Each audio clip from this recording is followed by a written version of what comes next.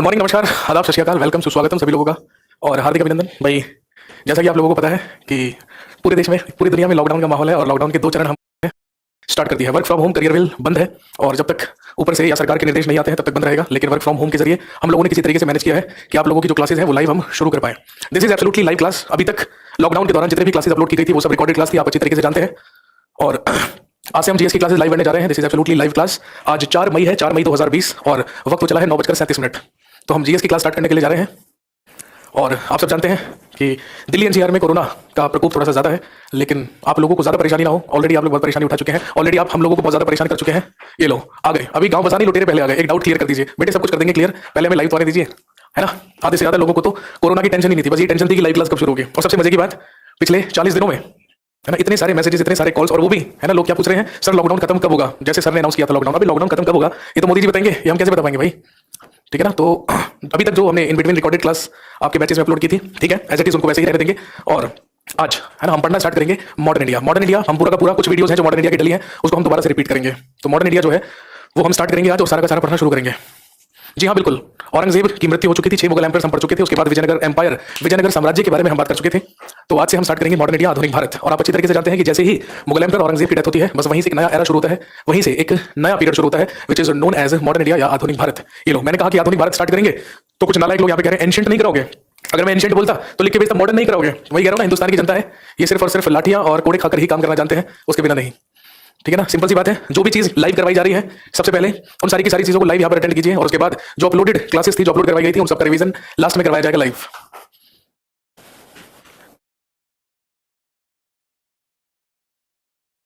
बताओ, कुछ लोग यहाँ पर निर्देश देने के लिए आए हैं। भैया आपको निर्देश नहीं देने हैं, आपको केवल निर्देशों का पालन करना है।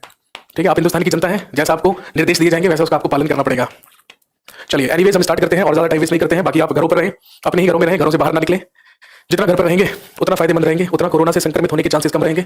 तो आसपास घूमने फिरने की कोशिश ना करें और घर पर ही बने रहें। बाकी हम लोगों ने आपकी लाइव क्लासेस का इंतजाम कर दिया है। अब हम लाइव क्लासेस स्टार्ट कर देते हैं।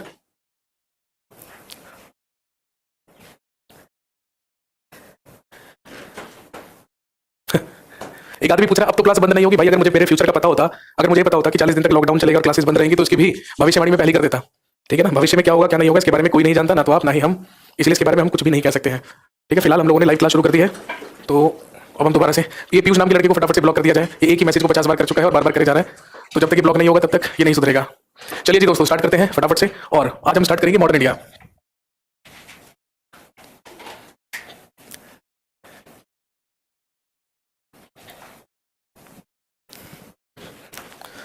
मॉडर्न इंडिया से पढ़ना शुरू करेंगे। मेडिवल इंडिया आपके बैचेस में कंप्लीट हो चुका है और जो जीएस 15 बैच है उसमें मेडिवल इंडिया की सारी क्लासेस अपलोड करवाई जा चुकी हैं। बाकी बैचेस में मेडिवल इंडिया का जो पार्ट था वो कंप्लीट हो गया था, औरंगजेब की डेथ तक हमने पढ़ लिया था। और उसके आगे से ही शुरू होता है मॉडर्न इंडिया या आधुनिक भारत। 6 मुगल बादशाह आप मेडिवल इंडिया में पढ़ चुके हैं, बाबर, हुमायूं, अकबर, जहांगीर, शाहजहां और औरंगजेब। जैसे ही औरंगजेब की डेथ होती है, जैसे ही औरंगजेब मरता है, बस औरंगजेब के मरते ही शुरू होता है आधुनिक भारत या मॉडर्न इंडिया। और हम सब जानते हैं इसके बाद हम पढ़ना शुरू करेंगे हेडिंग डाल लीजिए डाउनफॉल ऑफ मुगल्स या मुगल साम्राज्य का पतन। डाउनफॉल ऑफ मुगल्स या मुगल साम्राज्य का पतन।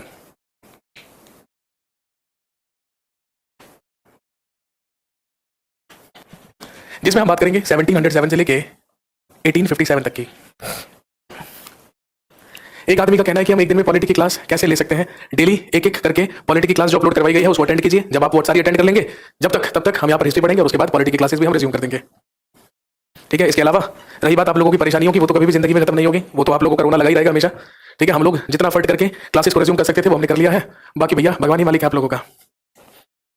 चलिए अगला जो हम टॉपिक पढ़ेंगे, जो मॉडर्न इंडिया का आधुनिक भारत का सबसे पहला टॉपिक है, उसमें हम पढ़ेंगे डाउनफॉल ऑफ मुगल्स या मुगल साम्राज्य का पतन। और दोस्तों इसमें हम बात करेंगे लेटर मुगल एम्पायर की या उत्तरवर्ती मुगल साम्राज्य की। और इसमें हम उन मुगल बादशाहों के बारे में बात करेंगे जिन्होंने रूल किया औरंगजेब की मृत्यु के बाद। और औरंगजेब की मृत्यु से लेकर 1857 तक मुगल साम्राज्य और चला 150 साल तक। और उसमें जिन जिन मुगल बादशाहों ने रूल किया और किस तरीके से हिंदुस्तान में मुगल साम्राज्य का पतन हुआ, उसी के बारे में हमें यहाँ पर पढ़ना होगा। चलिए सबसे पहले तो हम जानते हैं कि भाई भारत में मुगल साम्राज्य के पतन होने के रीजंस क्या थे, कारण क्या थे। अगर हम बात करें मुगल साम्राज्य के पतन की, आप अच्छी तरीके से जानते हैं कि जो मुगल साम्राज्य था वो हिंदुस्तान के इतिहास का सबसे ज्यादा वैभवशाली साम्राज्य एम्पायर हुआ करता था, जिसके चर्चे हमारे देश में नहीं बल्कि विदेशों में भी थे। और सबसे अमीर और सबसे संपन्न साम्राज्य हिंदुस्तान का मुगल साम्राज्य हुआ करता था। इसलिए इतिहासकारों ने इसे भारत के इतिहास का स्वर्णिम युग या गोल्डन एरा भी कहा, क्योंकि हर चीज में ही एक्सट्रीम डेवलपमेंट देखने को मिली। कब? मुगल साम्राज्य में। लेकिन वो मुगल साम्राज्य जो अपने वैभव और संपन्नता के लिए पूरे के पूरे विश्व में प्रसिद्ध था, ऐसा क्या हुआ कि अचानक से ताश के पत्तों की तरह पूरा का पूरा साम्राज्य बिखरा और उसका पतन हो गया। इसके कई सारे कारण हैं, इतिहासकारों ने इसके कई सारे रीजन बताए हैं। और अगर इतिहासकारों के उन व्यूज के बारे में बात करें जिसकी वजह से इस साम्राज्य का पतन हुआ, तो दोस्तों ध्यान रखेंगे उन व्यूज को हम दो कैटेगरीज में डिवाइड करते हैं। सबसे पहली कैटेगरी के जो इतिहासकार हैं वो ऐसा मानते हैं कि जो औरंगजेब की नीतियां थी, जो कट्टर धार्मिक नीतियां थी और जो उसकी दक्षिण की नीतियां थी, उसकी साउथ पॉलिसीज थी, उसकी वजह से मुगल साम्राज्य का पतन हुआ। लेकिन इतिहासकारों का ही एक और ग्रुप होता है, एक और कैटेगरी होती है जो मुगल साम्राज्य के पतन होने के कई और सारे कारण भी मानते हैं। और उन्हीं कारणों की अगर हम बात करें तो सबसे पहला कारण माना जाता है कि औरंगजेब के मरने के बाद कोई भी मुगल बादशाह योग्य नहीं हुआ, केपेबल नहीं हुआ, और जो लीडरशिप और जो प्रशासन औरंगजेब ने बनाकर रखा अपने साम्राज्य में वो नहीं निभा पाए, वो नहीं मेंटेन कर पाए उसके उत्तराधिकारी या उसके सक्सेसर्स। ये सबसे पहला कारण हुआ जिसकी वजह से मुगल साम्राज्य का बहुत तेजी के साथ डिक्लाइन हुआ, बहुत तेजी के साथ पतन हुआ। दूसरा कारण औरंगजेब की राजपूत नीति। भाई हम सब जानते हैं कि लंबे समय से हम पूरा का पूरा मध्यकाल पढ़ चुके हैं, पूरा का पूरा मेडिवल इंडिया पढ़ चुके हैं, और जिसमें हमें साफ साफ पता चला चाहे दिल्ली सल्तनत के सुल्तान हो चाहे मुगल साम्राज्य के बादशाह, सारे के सारे लोगों को साथ मिला किसका? राजपूत रूलर्स का, राजस्थान के राजपूत शासकों का। और उन्हीं की सेना का इस्तेमाल करके ही भारत के पूरे भाग पर अधिकार किया किसने? मुस्लिम शासकों ने। लेकिन राजपूतों की और मुगलों की वो मित्रता जिसके चर्चे हुआ करते थे अकबर और जहांगीर के शासनकाल में, वो कहीं ना कहीं खत्म हुआ। कहां पर? औरंगजेब के शासनकाल में। कहने का मतलब औरंगजेब के रूलिंग पीरियड में जो राजपूत शासक थे वो सेटिस्फाइड नहीं थे औरंगजेब के रूल से। एक ये भी कारण बना कि औरंगजेब के मरते ही तेजी से मुगल साम्राज्य का पतन हो गया। इसके अलावा भारत में मराठा साम्राज्य का जो उदय हुआ, जो विकास हुआ, जो इवोल्यूशन हुआ, वो भी एक बड़ा रीजन माना जाता है मुगल साम्राज्य के पतन का। धीरे धीरे मुगल बादशाह कमजोर होते रहे और धीरे धीरे तेजी से अपने साम्राज्य का विस्तार किया किसने? मराठा एम्पायर के शासकों ने या मराठा रूलर्स ने। इसके अलावा यूरोपियंस के भारत में आ जाना, भारत में यूरोपियन कंपनीज की स्थापना कर लेना भी एक महत्वपूर्ण कारण था। इसके अलावा जरूरत से ज्यादा धार्मिक कट्टरता औरंगजेब की भी ले डूबी किसको? मुगल साम्राज्य को। क्योंकि मंदिरों को नष्ट करवाना, लोगों पर फिर से जजिया तीर्थ यात्रा कर लगवा देना, मंदिरों को तोड़वाना, ये सारी की सारी चीजों की वजह से लोगों के अंदर सिंपल सी बात थी असहिष्णुता बढ़ी, और जिसकी वजह से मुगल साम्राज्य का डिक्लाइन हुआ। और एक महत्वपूर्ण कारण यह भी है कि जब अपने दक्षिण भारत अभियान पर औरंगजेब गया तो उसने दक्षिण के सूबों पर अधिकार करने के लिए इतना ज्यादा खर्चा किया और इतना ज्यादा सेना को इन्वॉल्व किया साउथ इंडिया में कि वो साउथ इंडिया के दो सूबों पर अधिकार करने के चक्कर में, जो कौन से थे? गोलकुंडा और बीजापुर, उसके चक्कर में उत्तर भारत के सूबों या प्रांतों को भूल गया। और इन्हीं सब कारणों की वजह से इतिहासकार ऐसा कहते हैं कि भारत में मुगल साम्राज्य क्या हो गया? समाप्त हो गया। तो चलिए स्टार्ट करते हैं कि औरंगजेब की डेथ के बाद क्या हुआ। हम सब जानते हैं जब औरंगजेब भारत का मुगल बादशाह था तो औरंगजेब के 5 बेटे थे, और औरंगजेब के 5 बेटों में इसके सबसे बड़े बेटे का नाम था अकबर। जब हमने औरंगजेब पढ़ा था तो मैंने आपको बताया था कि औरंगजेब के खिलाफ विद्रोह करके उसका सबसे बड़ा बेटा अकबर ही दक्षिण भारत भागा था और जिसने शरण ली थी शिवाजी के बेटे संभाजी के पास। तो जब औरंगजेब मुगल बादशाह था तो औरंगजेब के 5 पुत्र जीवित थे जिनके नाम थे सबसे बड़ा बेटा मोहम्मद अकबर, दूसरा बेटा मोहम्मद सुल्तान, तीसरा बेटा मुअज्जम, चौथा बेटा आजम और 5वां बेटा कामबख्श। लेकिन जब औरंगजेब की मृत्यु हुई 1707 ईस्वी में, हम सब जानते हैं 1707 में महाराष्ट्र के अहमदनगर में मुगल बादशाह औरंगजेब की डेथ हुई थी। और जैसे ही मरा तो उस समय इसके 2 बेटों की ऑलरेडी डेथ हो चुकी थी। एक मोहम्मद अकबर भी मर चुका था और दूसरा मोहम्मद सुल्तान की भी डेथ हो चुकी थी। जब औरंगजेब मरा तो इसके केवल 3 बेटे जीवित थे। और ध्यान रखेंगे औरंगजेब के 3 बेटों में सबसे बड़ा बेटा जीवित था जिसका नाम था मुअज्जम, दूसरा बेटा था आजम और तीसरा बेटा था कामबख्श। मोहम्मद मुअज्जम, मोहम्मद आजम और मोहम्मद कामबख्श, ये 3 बेटे जीवित थे जब औरंगजेब की डेथ हुई थी। और ध्यान रखेंगे जब औरंगजेब 1707 ईस्वी में मरा था उस समय मुगल साम्राज्य में 21 सूबे हुआ करते थे। और हम सब जानते हैं मुगल साम्राज्य में प्रोविंस या प्रांत को ही क्या कहा जाता था? सूबा कहा जाता था। कहने का मतलब लगभग पूरा का पूरा जो हिंदुस्तान था वो मुगलों के ही अधिकार में था। जब औरंगजेब की डेथ हुई उस समय जो मोहम्मद मुअज्जम था इसके पास काबुल की सूबेदारी थी। जो काबुल सूबा था उसका सूबेदार था मुअज्जम। आजम उस समय गुजरात का सूबेदार हुआ करता था और उस समय कामबख्श वाज द सूबेदार ऑफ बीजापुर, ये बीजापुर का सूबेदार था। जैसे ही औरंगजेब की डेथ हुई 1707 ईस्वी में, बस औरंगजेब के इन्हीं तीनों बेटों के बीच में गृहयुद्ध शुरू हुआ, सिंहासन की लड़ाई शुरू हुई मुअज्जम, आजम और कामबख्श के बीच में। और दोस्तों ध्यान रखेंगे 1707 ईस्वी में एक बैटल लड़ा गया which is known as battle of Jajau, जिसे हम कहते हैं जजाओ का युद्ध।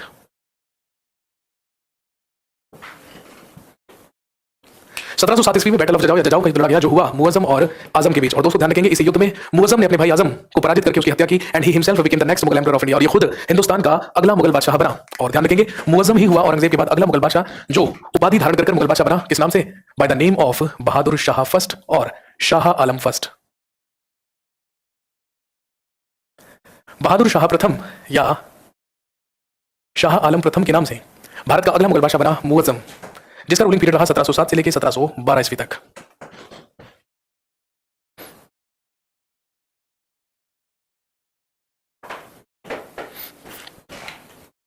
औरंगजेब के बाद भारत का अगला मुगल बादशाह बहादुर शाह प्रथम या शाह आलम प्रथम बना। और उसके बाद आजम की हत्या जजाओ के युद्ध में मुअज्जम कर चुका था। और उसके बाद इन 1709 ही किल्ड कामबख्श, और अपने दूसरे भाई कामबख्श की हत्या भी 1709 ईस्वी में करवा दी। किसने? बहादुर शाह प्रथम ने। दोस्तों ध्यान रखेंगे मुगल साम्राज्य में सबसे ज्यादा उम्र में, सबसे ज्यादा एज में मुगल बादशाह बनने वाला ही कौन माना जाता है? बहादुर शाह प्रथम माना जाता है। और ध्यान रखेंगे he became the Mughal emperor at the age of 65 years.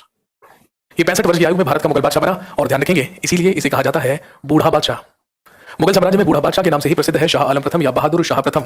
और ध्यान रखेंगे क्योंकि 65 वर्ष की आयु में मुगल बादशाह बना था और इसे खुद यही खबर नहीं रहा करती थी कि इसके साम्राज्य में क्या चल रहा है, इसलिए इतिहासकारों ने ऐसा कहा कि इसकी जनता इसे शाह बेखबर कहा करती थी। और इतिहासकार ऐसा कहते हैं, इतिहासकार खफी खां ने ऐसा कहा है कि भारत का अंतिम मुगल बादशाह था जिसके बारे में कुछ अच्छे शब्द कहे जा सकते हैं और इसी को लोग शाह बेखबर भी कहा करते थे। और दोस्तों ध्यान रखेंगे सबसे पहला काम मुगल बादशाह बनते ही इसने क्या किया? 1707 ईस्वी में इसने संभाजी के बेटे शाहू को आजाद कर दिया। आपको याद होगा जब हमने औरंगजेब पढ़ा था तो मैंने आपको बताया था कि 1689 में जब औरंगजेब ने संभाजी पर आक्रमण किया तो उसमें संभाजी की हत्या कर दी और संभाजी की पत्नी येसुबाई और संभाजी के बेटे शाहू को गिरफ्तार कर लिया औरंगजेब ने। वही शाहू लंबे समय तक मुगलों के यहाँ पर बंदी बनकर रहा और उसके बाद 1707 ईस्वी में मुगल बादशाह बनने के बाद बहादुर शाह प्रथम ने शाहू को आजाद कर दिया। और दोस्तों ध्यान रखेंगे यही शाहू 1707 ईस्वी में जाकर बना अगला मराठा रूलर छत्रपति शाहू महाराज के नाम से। यही कहलाता है छत्रपति शाहू महाराज। इसके बाद ध्यान रखेंगे मराठाओं के साथ इसने मेल मिलाप की नीति अपनाई और वो संबंध जो औरंगजेब ने खराब कर लिए थे राजस्थान के राजपूत रूलर से, उन संबंधों को कहीं हद तक अच्छा बनाया किसने? बहादुर शाह प्रथम ने। और राजपूतों के साथ भी इसने मेल मिलाप की नीति अपनाई। लेकिन ध्यान रखेंगे 1712 ईस्वी में बहादुर शाह प्रथम died in a mission against बंदा बहादुर। 1712 ईस्वी में जब बहादुर शाह प्रथम पंजाब में बंदा बहादुर के खिलाफ एक अभियान पर गया था और एक अभियान कर रहा था, उसी अभियान के दौरान इसकी मृत्यु हुई। और कौन था बंदा सिंह बहादुर? हम अच्छी तरीके से जानते हैं। सिखों के 10वें गुरु हुए गुरु गोबिंद सिंह। और हम सब जानते हैं गुरु गोबिंद सिंह ने ही 1699 ईस्वी में खालसा पंथ की स्थापना की थी, जो एक बेसिकली सेना हुआ करती थी मुगलों से लड़ने के लिए। लेकिन जब गुरु गोबिंद सिंह की मृत्यु हुई, गुरु गोबिंद सिंह की डेथ हुई, तो मरने से पहले गुरु गोबिंद सिंह ने गुरु का पद समाप्त किया और अपनी खालसा पंथ, अपनी सेना का सेना नायक, अपने ही एक सेवक, अपने ही एक बंदे को नियुक्त किया जिसका नाम था बंदा सिंह बहादुर। और उसी बंदा सिंह बहादुर के खिलाफ अभियान करते हुए ही 1712 ईस्वी में बहादुर शाह प्रथम की डेथ हो गई। और जैसे ही बहादुर शाह प्रथम मरा तो बहादुर शाह प्रथम के मरने के बाद इसके बेटों के बीच सिंहासन को लेकर युद्ध हुआ, लड़ाई शुरू हुई और इस गृह युद्ध को जीता इसी के बेटे ने जिसका नाम था जहांदर शाह। तो ध्यान रखेंगे बहादुर शाह प्रथम के बाद भारत का अगला मुगल बादशाह बन गया जहांदर शाह।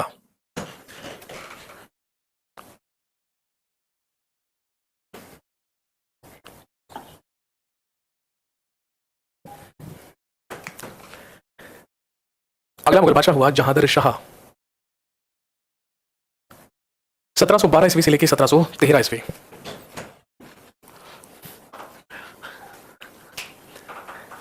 बहादुर शाह प्रथम के मरने के बाद इसके 4 बेटों के बीच में सिंहासन को लेकर लड़ाई शुरू हुई, जिसमें इसका बड़ा और योग्य बेटा था जहांदर शाह। जहांदर शाह ने ही इस गृह युद्ध में अपने बेटे अजीम उस शाह, रफी उस शाह और जहान शाह को पराजित करके उनकी हत्या करवाई and he himself became the next Mughal emperor of India. और ये भारत का अगला मुगल बादशाह बना। और दोस्तों ध्यान रखेंगे जब जहांदर शाह ने सिंहासन को लेकर लड़ाई लड़ी तो उस समय मुगलों के दरबार में जो अमीर वर्ग हुआ करता था, जो अमीर लोग हुआ करते थे, उसके भी अलग अलग गुट बने हुए थे, अलग अलग ग्रुप बने हुए थे। और वो जो ग्रुप थे उसमें एक तुरानी गुट कहलाता था, एक फारसी गुट कहलाता था और एक हिंदुस्तानी गुट हुआ करता था।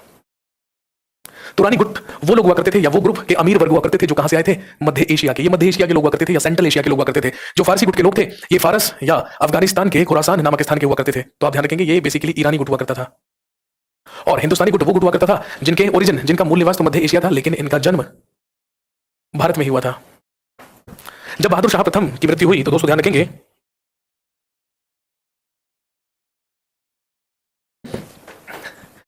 तो बहादुर शाह प्रथम के चारों बेटों में सिंहासन को लेकर लड़ाई शुरू हुई और जिसको जीता जहांदर शाह ने। और दोस्तों ध्यान रखेंगे जहांदर शाह को मुगल बादशाह बनने में मदद की जुल्फिकार खान ने।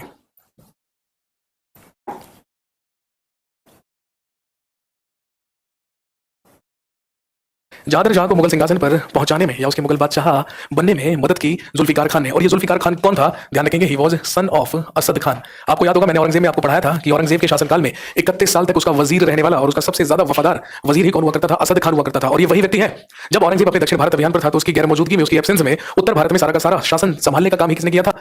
असद खान ने किया था। उसी असद खान का बेटा था जुल्फिकार खान। इसलिए जहांदर शाह ने खुश होकर जुल्फिकार खान को ही क्या बना लिया? अपना वजीर बना लिया। और दक्षिण भारत के जो सूबे थे उनका सूबेदार भी किसको नियुक्त कर दिया गया? जुल्फिकार खान को नियुक्त कर दिया गया। इसके अलावा ध्यान रखेंगे Jahandar Shah gave the title of Sawai Raja to Jai Singh. हम सब जानते हैं आमेर का शासक हुआ करता था जयसिंह, जिसको इसने सवाई राजा की उपाधि दी। और ध्यान रखेंगे जयसिंह को ही मालवा का सूबेदार बनाया। इसके अलावा Jahandar Shah gave the title of Maharaja to Ajit Singh, जो कहां का राजा था? मारवाड़ का। और हम सब जानते हैं जोधपुर को ही पहले क्या कहा जाता था? मारवाड़ कहा जाता था। जहांदर शाह ने अपने शासनकाल में सवाई राजा की उपाधि आमेर के राजा जयसिंह को दी और मारवाड़ के राजा अजीत सिंह को महाराजा की उपाधि। और अजीत सिंह को इसने सूबेदारी सौंपी कहां की? गुजरात की। और ऐसा इसने इसलिए किया क्योंकि हम सब जानते हैं कि वो राजपूतों के साथ संबंध जो औरंगजेब ने खराब किए थे, कहीं ना कहीं उन्हीं को ठीक करने की कोशिश कर रहा था। कौन? जहांदर शाह। लेकिन दोस्तों ध्यान रखेंगे जो जहांदर शाह था वो बेहद ही अयोग्य मुगल बादशाह था। और ऐसा इतिहासकार कहते हैं कि जहांदर शाह का जो शासनकाल था वो गवैयों के लिए, नृतकों के लिए एक स्वर्ण काल था, क्योंकि उसे यही सारी की सारी चीजें बेहद पसंद थी। जहांदर शाह के शासनकाल में दिल्ली की एक वैश्या हुआ करती थी, एक तवायफ हुआ करती थी जिसका नाम था लाल कुंवर। और इतिहासकार ऐसा कहते हैं कि दिल्ली की ही एक वैश्या को दिल दे बैठा था कौन? मुगल बादशाह जहांदर शाह। और लाल कुंवर के साथ इसके प्रेम प्रसंग की चर्चा चारों तरफ फैलने लगे थे। बस इसी लाल कुंवर नामक वैश्या के साथ विवाह करके इसको दिल्ली के लाल किले में ले आया जहांदर शाह। और ध्यान रखेंगे इस लाल कुंवर के जितने भी रिलेटिव्स थे, जितने भी रिश्तेदार थे, वो सारे के सारे मंत्री बनाकर अपने मुगल दरबार में अपॉइंट कर दिए जहांदर शाह ने। और जब ऐसा हुआ, जब उल्टी गंगा बहाने लगा जहांदर शाह, तो ध्यान रखेंगे मुगलों के ही दरबार में एक हिंदुस्तानी गुट के ही दो लोग हुआ करते थे, जो दोनों भाई थे, जो इतिहास में प्रसिद्ध है किस नाम से, सैयद ब्रदर्स या सैयद बंधुओं के नाम से। और जब इन सैयद ब्रदर्स को, सैयद बंधुओं को ये बात पता चली कि मुगल बादशाह पागल हो चुका है और एक तवायफ के साथ प्रेम प्रसंग चला रहा है और उसी के रिश्तेदारों से मुगलों का प्रशासन चलवा रहा है, तो इसी बात की टेंशन हुई सैयद ब्रदर्स को और सैयद बंधुओं को। तो यहां पर आप ध्यान रखेंगे नाम सैयद ब्रदर्स का या सैयद बंधुओं का।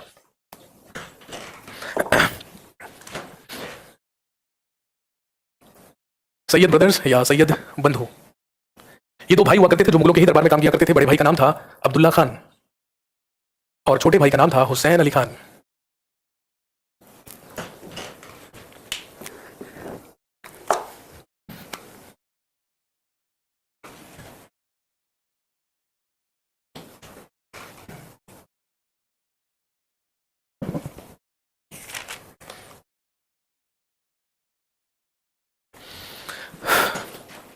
जी, तो ध्यान रखेंगे जहादर शाह लाल गोवर नाम की एक वेश्या के साथ विवाह करके उसको दिल्ली के लाल किले में ले आया। और ध्यान रखेंगे ये बात नहीं पसंद आई किसको, सैयद बंधुओं को, सैयद ब्रदर्स को। इतिहासकारों का ऐसा कहना है कि जहादर शाह के इसी नेचर और इसी हरकत की वजह से इसको क्या कहा गया है, लंपट मूर्ख कहा गया है। और दोस्तों ध्यान रखेंगे जहादर शाह का ही भाई जिसका नाम था अजीमुश शान, जिसको उत्तराधिकार के युद्ध में जहादर शाह ने मरवाया था, उसी अजीमुश शान का बेटा यानी जहादर शाह का ही भतीजा जिसका नाम था फर्रुख शेर, उसी फर्रुख शेर ने सैयद बंधुओं के साथ मिलकर या सैयद बंधुओं की मदद से सिंहासन से हटाया जहादर शाह को, उसकी हत्या करवाई और खुद भारत का अगला मुगल बादशाह बना फर्रुख शेर। अगला मुगल लिखेंगे फर्रुख शेर, जो 1713 से लेकर 1719 तक भारत का अगला मुगल बादशाह बना।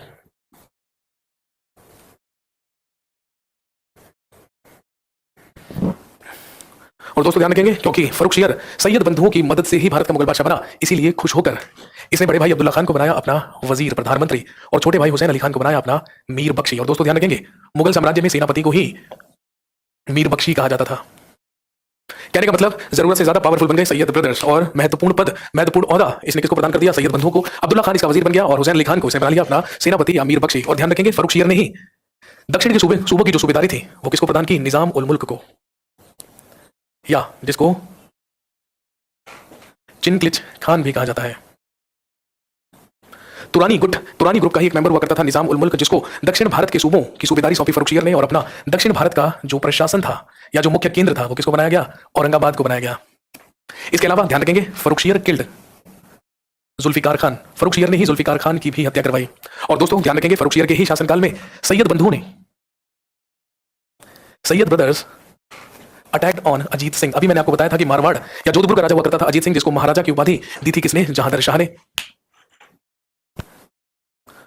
ध्यान रखेंगे सैयद बंधुओं ने मारवाड़ के राजा अजीत सिंह पर आक्रमण किया और ध्यान रखेंगे अजीत सिंह की पुत्री का ही विवाह करवा दिया गया किसके साथ, फर्रुख शेर के साथ। इसके अलावा इन 1716 ईस्वी में फर्रुख शेर किल्ड बंदा बहादुर, फर्रुख शेर के ही द्वारा बंदा बहादुर की हत्या करवाई गई। और इसी के अगले साल 1717 ईस्वी में Farrukhsiyar give a golden ordinance to the Britishers.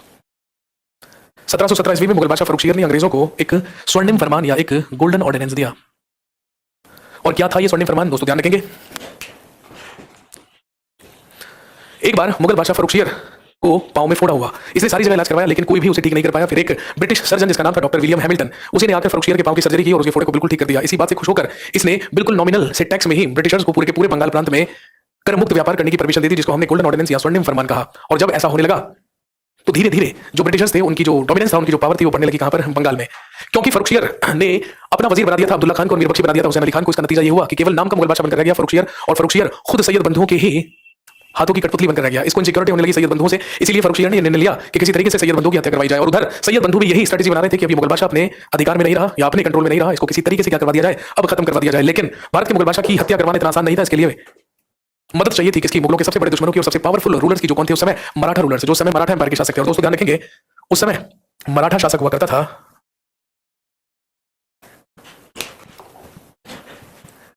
उस समय मराठाओं का राजा हुआ करता था छत्रपति शाहू महाराज, जिसका प्रधानमंत्री या पेशवा उस समय हुआ करता था बालाजी विश्वनाथ।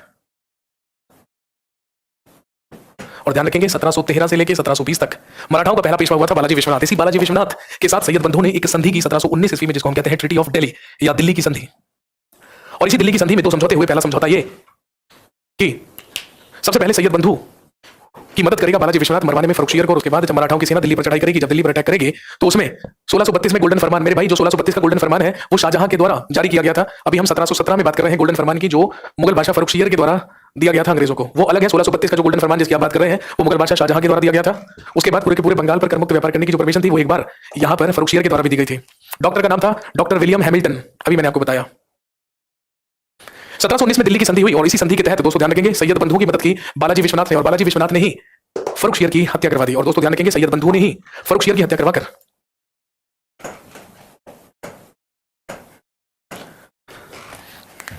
1719 में भारत का अगला मुगल बादशाह बनाया रफी उद दरजात को, जो केवल कुछ ही महीनों तक मुगल बादशाह बनकर रहा और उसके बाद इसकी डेथ हो गई। ऐसा इतिहासकारों का कहना है कि ये टीबी से मर गया था। और दोस्तों ध्यान रखेंगे, फर्रुखशियर ही भारत के इतिहास में क्या कहलाता है? ये कहलाता है घृणित कायर। सबसे पहला शाह बेकबर, दूसरा लंपट मूर्ख और तीसरा घृणित कायर के नाम से प्रसिद्ध है। रफी उद दरजात की डेथ टीबी से हुई कुछ ही महीनों के बाद। उसके बाद 1719 में ही सैयद बंधुओं के द्वारा मुगल सिंहासन पर बिठाया गया इसी के भाई रफी उद दौला को। और दोस्तों ध्यान रखेंगे, ये भारत का मुगल बादशाह बना by the name of Shah Jahan second. ये शाहजहां द्वितीय के नाम से मुगल बादशाह बना, लेकिन इतिहासकारों का कहना है कि कुछ ही महीने के बाद अतिसार रोग से या डिसेंट्री से इसकी भी मृत्यु हो गई थी। 1 मिनट के लिए वेट करेंगे, अभी स्टार्ट करते हैं।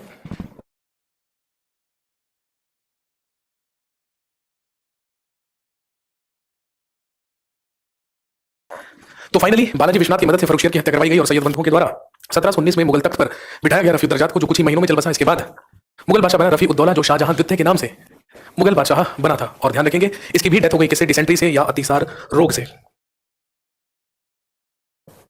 और ध्यान रखेंगे, रफी उद दौला या शाहजहां द्वितीय के मरने के बाद इसी का बेटा, इसी का पुत्र भारत का अगला मुगल बादशाह बना, जिसका नाम था रोशन अख्तर। लेकिन ध्यान रखेंगे, ये रोशन अख्तर के नाम से नहीं बल्कि मोहम्मद शाह के नाम से भारत का अगला मुगल बादशाह बना।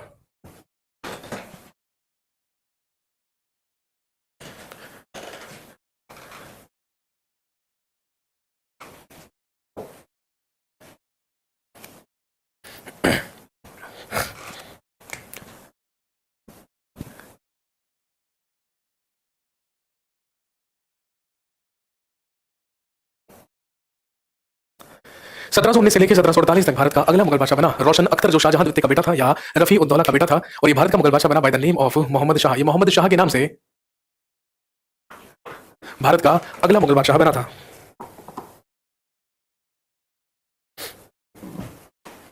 लेकिन मोहम्मद शाह जैसे ही सिंहासन पर बैठा, दिमाग में सबसे पहले यही बात आई कि अगर खुद जीवित रहना है तो मरना जरूरी होगा किसका? सैयद ब्रदर्स का, क्योंकि सैयद बंधु जरूरत से ज्यादा क्या हो चुके थे? पावरफुल हो चुके थे। इसीलिए दोस्तों ध्यान रखेंगे, इसी मोहम्मद शाह ने 1720 ईस्वी में हत्या करवाई सैयद ब्रदर्स की।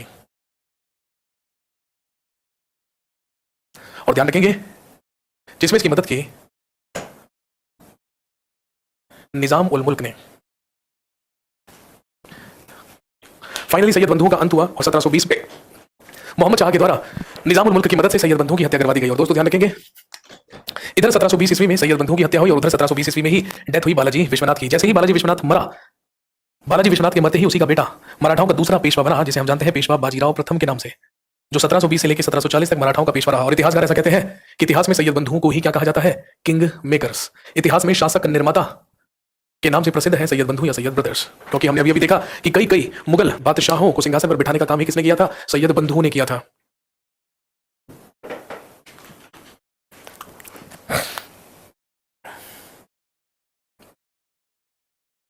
और दोस्तों ध्यान रखेंगे, मुगलों में सबसे ज्यादा आलसी, सबसे ज्यादा लापरवाह, सबसे ज्यादा अयोग्य मुगल बादशाह ही कौन माना जाता है? मोहम्मद शाह माना जाता है। इतिहासकारों का ऐसा कहना है कि इसे स्त्रियों का साथ बेहद पसंद था, इसलिए अपना ज्यादातर समय अपने हरम में ही बिताया करता था। और इसके इसी व्यवहार के कारण ये इतिहास में प्रसिद्ध है रंगीला बादशाह के नाम से। इसी को कहा जाता है रंगीला बादशाह।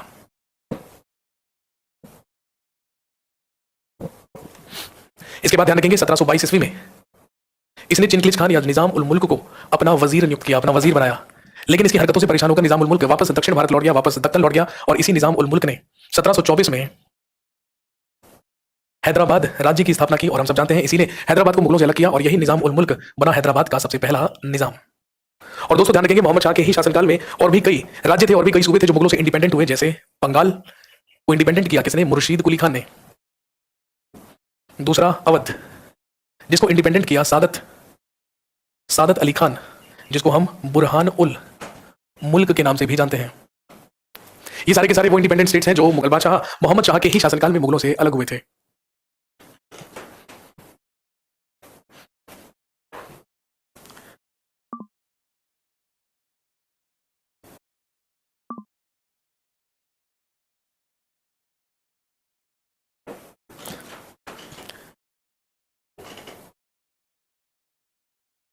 सचिन को ब्लॉक कीजिए फटाफट, जल्दी से निकालिए इसको करियर से बाहर।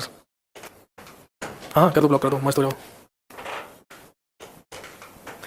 बंगाल, अवध और उधर हैदराबाद, ये तीनों के तीनों वो महत्वपूर्ण राज्य थे जो इंडिपेंडेंट ही किसके समय में हुए, मोहम्मद शाह के समय में हुए। इसके अलावा दोस्तों ध्यान रखेंगे भरतपुर और मथुरा को भी इंडिपेंडेंट किया गया इसी के शासनकाल में, जिन्हें इंडिपेंडेंट करने वाला कौन था? बदन सिंह।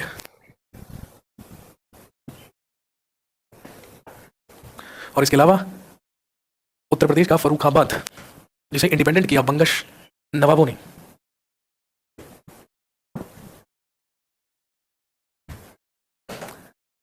इसके अलावा गंगा यमुना का जो दोआब क्षेत्र था उसको भी मुगलों से इंडिपेंडेंट किया किसने? रूहेलों ने। कहने का मतलब मुगलों की जो पावर थी, मुगलों की जो ताकत थी, वो बहुत तेजी से क्या हुई? कम हुई और बहुत तेजी से कमजोर हुई।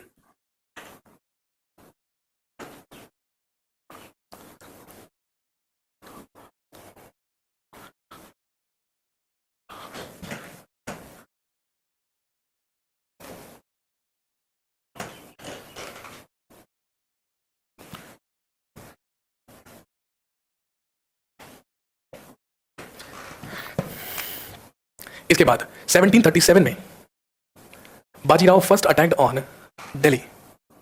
1737 ईस्वी में मराठाओं ने दिल्ली पर आक्रमण किया और हम सब जानते हैं उस समय मराठाओं का पेशवा हुआ करता था बाजीराव प्रथम, और मराठाओं के साम्राज्य को, मराठाओं के एम्पायर को दिल्ली तक पहुंचाया किसने? बाजीराव प्रथम ने या बाजीराव फर्स्ट ने। और इसी के बाद 1739 में मोहम्मद शाह के ही रूलिंग पीरियड में हुआ इन्वेजन ऑफ नादिर शाह या नादिर शाह का आक्रमण। ईरान में दुरानी वंश का रूलर हुआ करता था नादिर शाह, जिसे ईरान का नेपोलियन भी कहा जाता है या नेपोलियन ऑफ ईरान भी कहा जाता है। बेहद ताकतवर और बेहद क्रूर शासक हुआ करता था नादिर शाह, और ध्यान रखेंगे अपने सैन्य अभियानों में के लिए ही प्रसिद्ध हुआ करता था, इसलिए इसकी तुलना नेपोलियन बोनापार्ट से की गई है।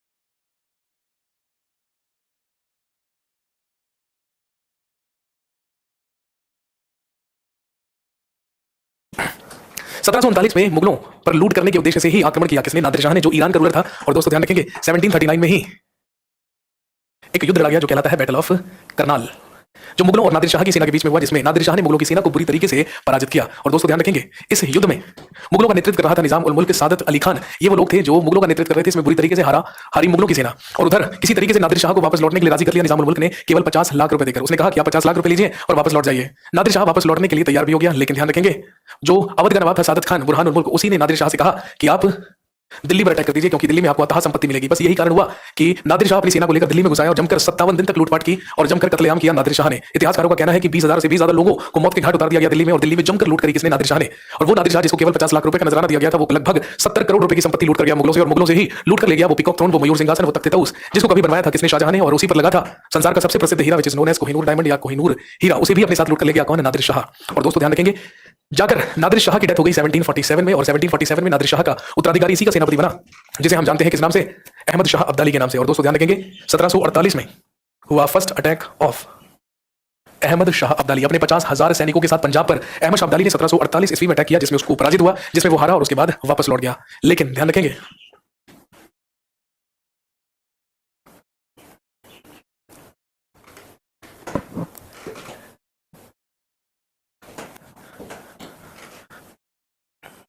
इधर 1748 ईस्वी में मुगल बादशाह मोहम्मद शाह की डेथ हुई, और इसके मरने के बाद इसी का बेटा मुगल बादशाह बना, जिसका नाम था अहमद शाह।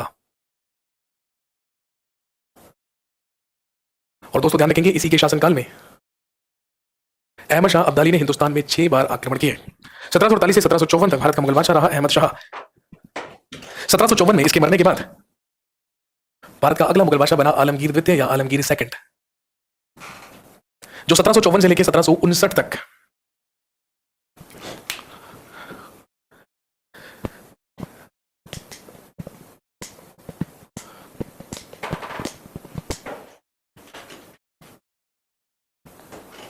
कुछ भी लिखे जा रहे हैं। 40-45 दिन से है ना, करियर बिल को व्हाट्सएप बनाने का मौका नहीं मिला ना आप लोगों को, तो वहीं आप कुछ भी लिख कर भेजे जा रहे हैं।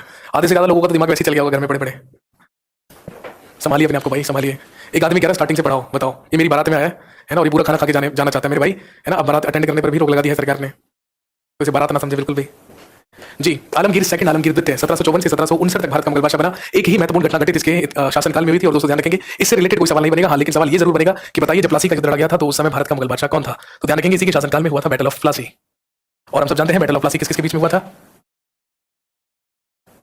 सिराजुद्दौला और रॉबर्ट क्लाइव के बीच। 1759 में आलमगीर सेकंड के बाद भारत का मुगल बादशाह बना शाह आलम सेकंड या शाह आलम द्वितीय।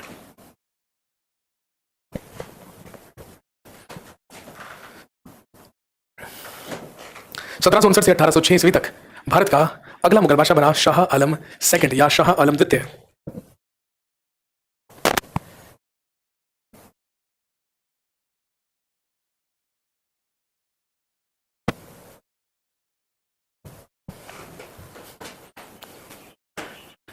और ध्यान रखेंगे सबसे पहली महत्वपूर्ण घटना 1761 में इसी के शासनकाल में लड़ा गया थर्ड बैटल ऑफ पानीपत। और हम सब जानते हैं जो हुआ था मराठाओं के बीच और अहमद शाह अब्दाली, मराठा और अहमद शाह अब्दाली के बीच लड़ा गया पानीपत का तीसरा युद्ध। इसके बाद शाह आलम सेकंड के ही शासनकाल में 1764 में लड़ा गया बैटल ऑफ बक्सर या बक्सर का युद्ध। और हम सब जानते हैं बक्सर के युद्ध में हमारी तरफ से 3 लोगों की सेनाएं लड़ी। पहला शाह आलम सेकंड जो मुगल बादशाह था, बंगाल का मीर कासिम और अवध का नवाब सुजाउद्दौला। और अंग्रेजों की सेना का नेतृत्व किया था किसने? हेक्टर मुनरो ने। और इस युद्ध में भी अंग्रेजों ने पराजित किया था हमारे 3 रूलर्स की सेना को और बैटल ऑफ बक्सर में बुरी तरीके से हार हुई थी।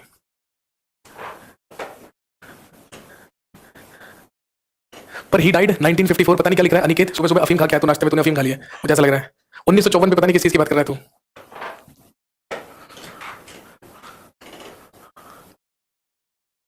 सत्रह सौ चौसठ में इसी के शासनकाल में बक्सर का युद्ध लड़ा गया। जब हम बंगाल पढ़ेंगे ना, जब मैं आपको बंगाल के बारे में पढ़ाऊंगा तो बैटल ऑफ प्लासी और बैटल ऑफ बक्सर का जिक्र वहीं पर होगा। जी, इसके बाद दोस्तों ध्यान रखेंगे शाह आलम द्वितीय के ही शासनकाल में 1803 ईस्वी में अंग्रेजों ने दिल्ली पर अधिकार किया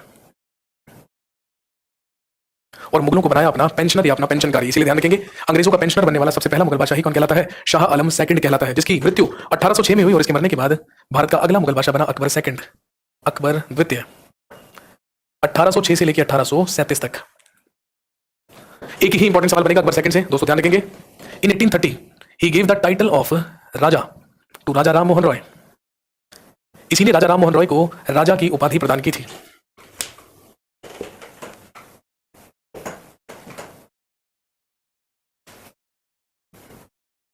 अठारह से लेकर 1837 तक भारत का मुगल बादशाह रहा अकबर सेकंड या अकबर द्वितीय। और इसके बाद फाइनली हम सब जानते हैं भारत का अंतिम मुगल बादशाह बना बहादुर शाह द्वितीय या बहादुर शाह जफर। ये कहलाता है the last Mughal emperor of India, Bharat का अंतिम मुगल बादशाह। और दोस्तों ध्यान रखेंगे he was an Urdu poet, यह एक शायर था और his pen name was Zafar, और ये जफर नाम से शायरी किया करता था। जब 1857 में विद्रोह हुआ तो उसी विद्रोह का नेता ही किसको बना दिया गया? बहादुर शाह जफर को। इसीलिए ब्रिटिश सरकार के खिलाफ विद्रोह करने के ही आरोप में अंग्रेजों के द्वारा इसे गिरफ्तार कर लिया गया। लेफ्टिनेंट निकलसन और हडसन के द्वारा इसे अरेस्ट किया गया।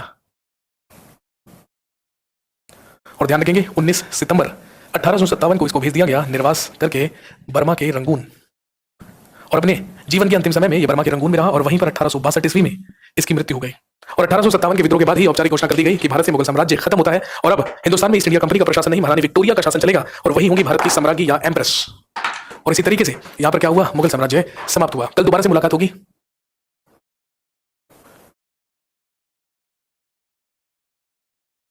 देख रहे हो हिंदुस्तानी जनता किसी की सगी नहीं हो सकती। पता है जब लॉकडाउन चल रहा था तो रोज मैसेज करते थे कि लाइव क्लास नहीं हो रही तो एटलीस्ट रिकॉर्डेड क्लास ही डलवा दो। और जब रिकॉर्डेड क्लास डलवाई तो देखो आज क्या लिख रहे हैं, हमें तो लाइव क्लास पढ़नी थी इसलिए रिकॉर्डेड क्लास सारी डिलीट करवा दो, अब लाइव पढ़ाओ। इसको कहते हैं ना घर के ना घाट के, इसको बोलते हैं असली हिंदुस्तानी जनता। चलो भाई ऐश करो, ठीक है। 12:30 बजे आप लोगों की ज्योग्राफी की क्लास होगी तो उस चीज के लिए रेडी रहिएगा। कल दोबारा से मुलाकात